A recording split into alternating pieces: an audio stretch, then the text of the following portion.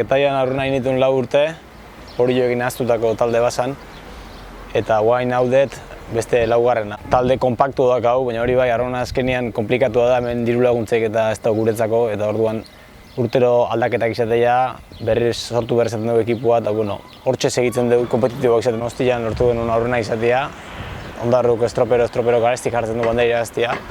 Eta nivelian jarraituz, hori joan 3garren izan ginen, da baita ere guztua gatu ginen, resultagoekin. Lehen urtean bai ginean itxaropen gehiago ez, urtean zehar ekipoik horrela izan ginen, baina playoffak asteburu bat da, eta asteburu hortan Zumaiako guen indartzu izan zen, eta aldaxe gertatu zen. Itxasuan gertatzen da aldiak eta ondilo izatea, eta orduan erregularra gehiago itxasuan, eta ibaian azkenian alde txikillo izatean ez edozein zartu leike tartien. Horten zei bat alde geha, hor burrukan gaudenak, edozeinek irabazi leike bandera, baina egia esan Ondarru da biru fortiena, eta gure intentzioa da bandera batzuk irabaztia.